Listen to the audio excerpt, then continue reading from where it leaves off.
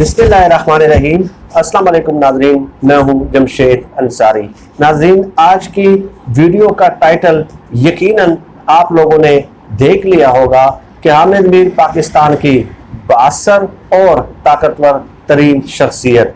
ये मैं उनकी कोई तारीफ नहीं कर रहा, कोई उनकी मदह सराई नहीं कर रहा, लेकिन गुज़श्ता 2-3 सालों से आप हामिद मीर साहब का किरदार देख लें और उनके बयानात देख लें।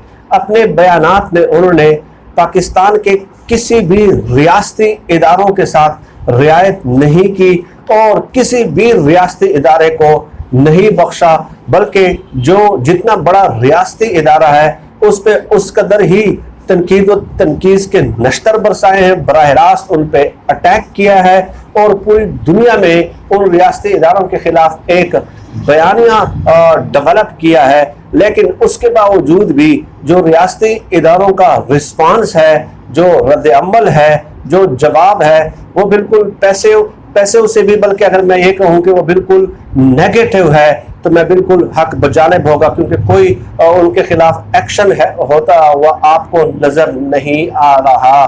तो जाहिर है जब एक शख्स इस कदर खुलेआम बयानात दे रहे हों, रियासती इदारों को टारगेट कर रहे हों और उसके खिलाफ किसी किस्म का कोई रद्द अमल और कोई जवाब और कोई कानूनी कार्रवाई आपको होती हुई नजर ना आए, तो व्हाट डू यू, तो आप ज़हर एक सवाल जहन में उठता है कि क्या हामिद मीर पाकिस्तान की बासर तरीन और ताकतवर तरीन शख्सियत है।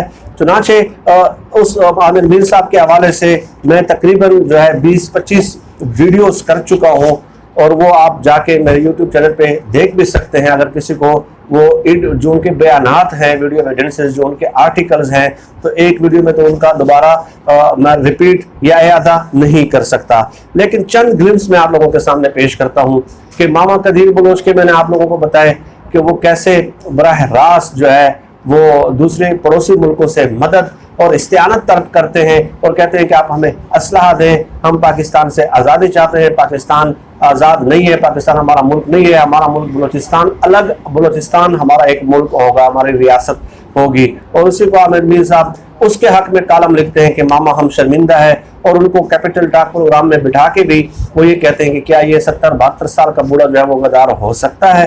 तो वो शख्स मामा कदीर जिसके बयानात और इंटरव्यूज आप और क्लिप्स और देख ले, आप यूट्यूब पे आप खुद जाके सर्च कर सकते हैं, तो उस शख्स के बारे में ये कहना कि क्या ये गद्दार हो सकता है और ये कहना कि मामा हम शर्मिंदा हैं, तो इससे बढ़ के इदारों पे अटैक क्या हो सकता है। इसके अलावा मैंने अपनी जो गुज़श्ता वीडियोज़ है उसमें ये भी बता चुका हूँ, आप लोगों के सामने वीडियो क्लिप्स पेश कर चुका हूँ कि हामिद मीर साहब ने कई प्रोग्राम्स में कहा कि इमरान खान ने वाजिद जिया साहब को कहा है कि अपोजिशन को गिरफ्तार करो, और इसके अलावा ये तो FIA पे इल्ज़ाम हो गया। इसके अलावा वो कहते हैं कि नैब को कंट्रोल कौन कर रहा है। ज़ाहिर है वज़रा तो जो है मिनिस्टर्स वो तो कंट्रोल नहीं कर सकते, इमरान खान ही है जो नैब को कंट्रोल कर रहा है, इसके अलावा किसी की मजाल ही नहीं है। गोया इमरान खान साहब जो है FIA को भी कंट्रोल कर रहे हैं, नैब को भी कंट्रोल कर रहे हैं, और दोनों को कह रहे हैं कि पकड़ दकड़ शुरू रखें और दोनों अपोजिशन की जमातों को जो है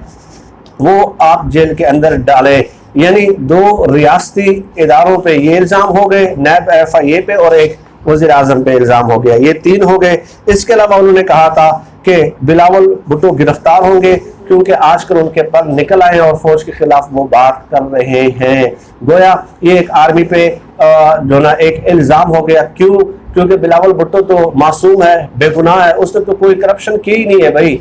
अगर वो गिरफ्तार हो भी जाते हैं तो वो इसलिए गिरफ्तार होगा कि उन्होंने फौज के खिलाफ बातें करना शुरू कर दी हैं और उनके पर निकल आए हैं। इसके अलावा कहते हैं कि एहसन इकबाल को भी सिर्फ इसलिए गिरफ्तार किया गया है कि उन्होंने भी रियासती इदारों पे तनकीद की है, गो के खफीफ अल्फाज में की है, कोई इस कदर सख्त अल्फाज में नहीं की है। लेकिन बहरहाल एहसन इकबाल भी इसलिए गिरफ्तार हुए हैं कि उनके भी पर निकलने वाले थे, तो रियासती इदारों ने जो है ना पहले से उनके पर काट दिए।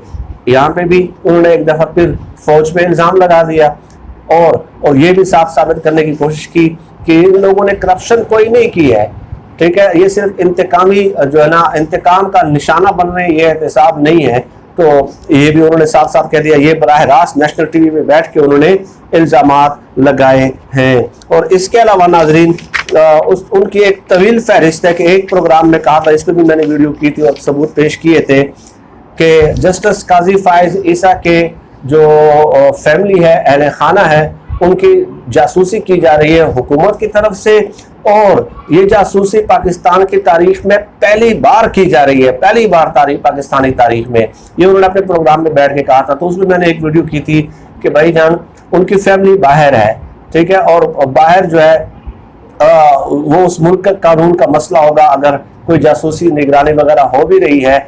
लेकिन साथ ही साथ मैंने, सच तो ये है, जो किताब है चौधरी शुजात हुसैन साहब की, वहाँ से आप लोगों की खिदमत में चंद वो पेश किए थे, इक़्तिबासात पेश किए थे कि चौधरी शुजात हुसैन कहते हैं कि चीफ जस्टिस सज्जाद अली शाह के घर में, ड्राइंग रूम में और उनकी टेबल और बेड के नीचे नवाज शरीफ ने रिकॉर्डिंग डिवाइसेस लगा ली थी और उनके बेड तक की वो रिकॉर्डिंग करते थे, उनके कमरे तक बेडरूम तक वो पहुंच गए थे रिकॉर्डिंग डिवाइस।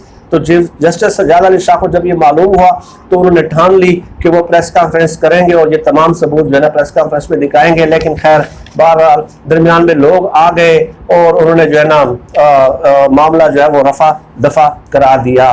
तो नवाज शरीफ साहब ने चीफ जस्टिस सज्जाद अली शाह की निगरानी उनके बेडरूम तक की थी। यहाँ पे जो जस्टिस काजी फायज ईसा के अहले खाना की बात हो रही थी तो वो बैरून मुल्क थे, तो ये भी उन्होंने एक गलत बयानी की थी और एजेंसियों को जो है ना के खिलाफ एक मजमूम प्रोपेगेंडा का एक हिस्सा था उनका ये बात भी करना कि उनके बैरून मुल्क निगरानी और जासूसी की जा रही है, जो कि यहाँ पे जबकि जो यहाँ पे बेडरूम तक की निगरानी और जासूसी की जा रही थी उसका जिक्र उन्होंने गोलमोल समझा और ये कह दिया कि पाकिस्तान की तारीख में पहली बार वो निगरानी हो रही है। इसके अलावा वो कहते हैं कि एस्टेब्लिशमेंट नवाज शरीफ को सॉरी कर रही है, सॉरी कर रही है और कह रही है कि हमसे गलती हो गई।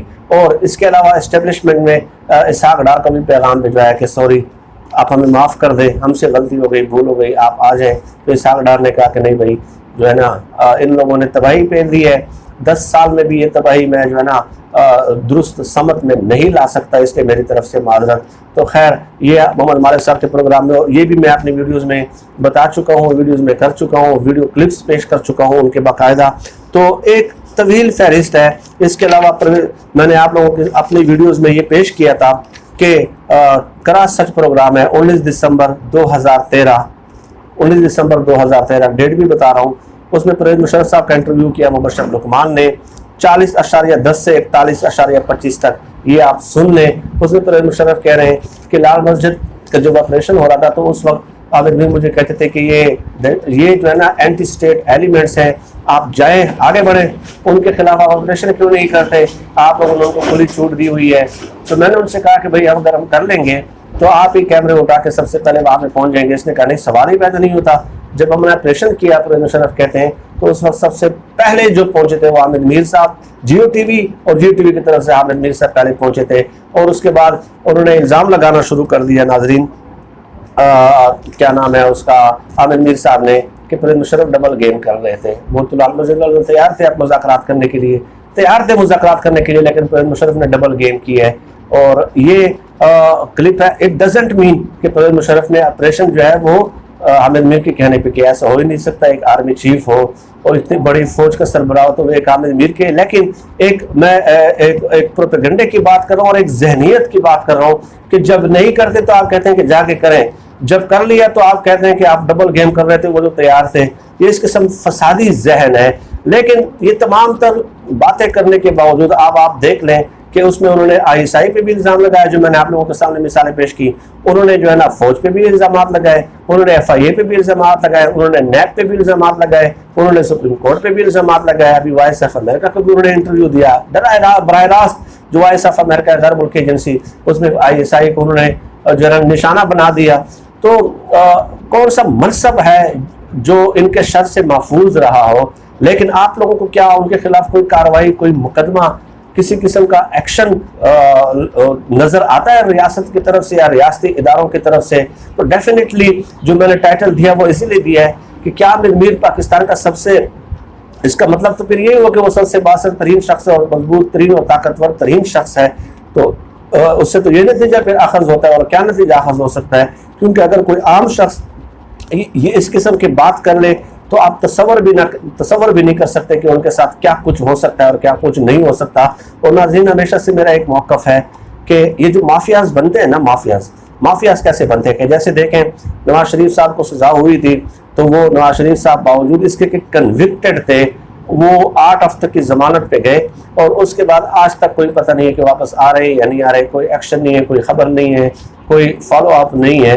तो जब ये माफियाज ये मनाजिर देख रहे होते हैं ना कि कन्विक्टेड होने के बावजूद, मुजरिम होने के बावजूद उनको इस कदर तुज़्क व एहतशाम के साथ बाहर भेजा जा रहा है, या जैसे आमिर मीर साहब है कि उनके खिलाफ कोई एक्शन नहीं लिया जा रहा, तो वो फिर जो कमज़ोर तबकात होते हैं और ये मनाजर देखते हैं तो वो कहते हैं कि हमारे रिश्तेदार, हमारे भाई, हमारी बहन, हमारा वालिद, हमारा रिश्तेदार तो जेल में घर सड़ रहा है, तो क्यों ना मैं इन लोगों का ग्रुप्स का हिस्सा बन जाऊं। तो अगर मैं कोई भी जुर्म करूंगा तो मैं महफूज रहूंगा, या अगर मैं गिरफ्तार भी हो जाता हूं तो मेरी खलासी मुमकिन हो सकेगी। तो वो इस किस्म के ग्रुपों का फिर हिस्सा बन जाते हैं जब रियासत की तरफ से कमज़ोर एक्शन होता है, एक्टिव रिस्पांस नहीं होता बल्कि पैसिव और नेगेटिव रिस्पांस होता है। तो नाज़रीन, आज की वीडियो में इतना ही। इस मौजू पर मज़ीद बात होती रहेगी। आप सब लोग अपना बहुत बहुत ख्याल रखिएगा, मुझे अपनी दुआओं में खुसूसी तौर पर याद रखिएगा। अल्लाह हम सबका हामी नासिर हो। पाकिस्तान जिंदाबाद। अल्लाह हाफ़िज़।